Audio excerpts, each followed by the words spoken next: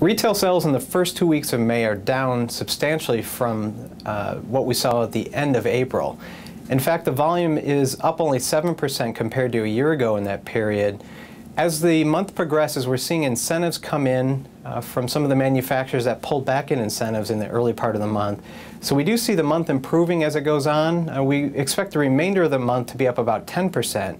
That's going to translate to a seasonally adjusted selling rate of about 9.6 million units. Now this is down from the 11 million units we saw in April, so we're substantially pulling back from the pace that we were on earlier in the year. But much of this is going to be due to the rise in gas prices as well as inventory shortages. As we look at the close of the month, there's quite a bit riding on the Memorial Day weekend, which is traditionally a pretty strong selling weekend.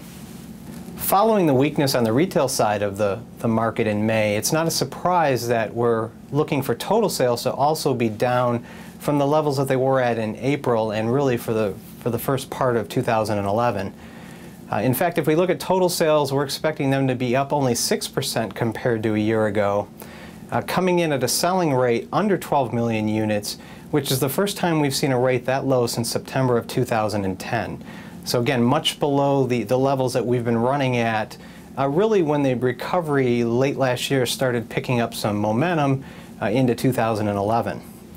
The other driver of the total sales level is certainly fleet volume. And fleet volume is actually expected to be down about 8% compared to a year ago.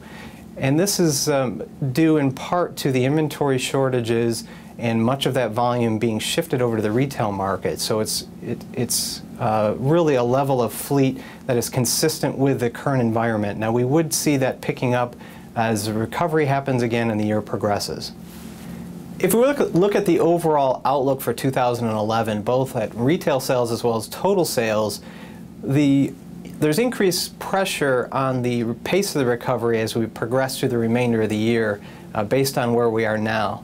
Over the next several months, we're expecting the retail selling rate to take a hit with the inventory shortages and the rise in gas prices, but we do expect the recovery to pick up its momentum in the second half of the year. Now, based on that and some of the uncertainty related to the pace of the recovery in the second half, we have lowered our retail forecast slightly from 10.7 million units to 10.6 million units. However, when we look at the total vehicle sales pace for the year, we're still at 13 million units.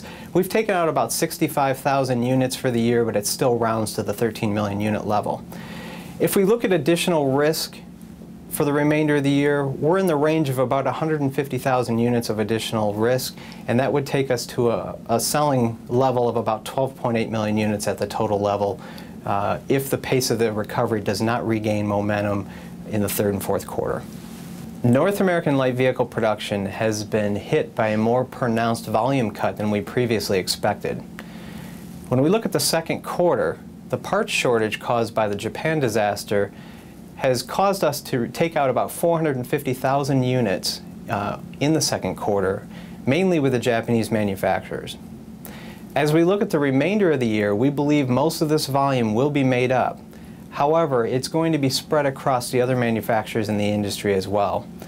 We do see the Japanese manufacturers returning to normal operations. In fact, there have been some announcements about that later in the summer and into the fall.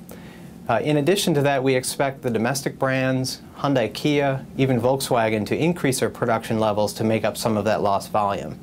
So for the year as a whole, we're looking for volume to come in now at about 12.8 million units, and that's down slightly from the 12.9 million units in our previous forecast.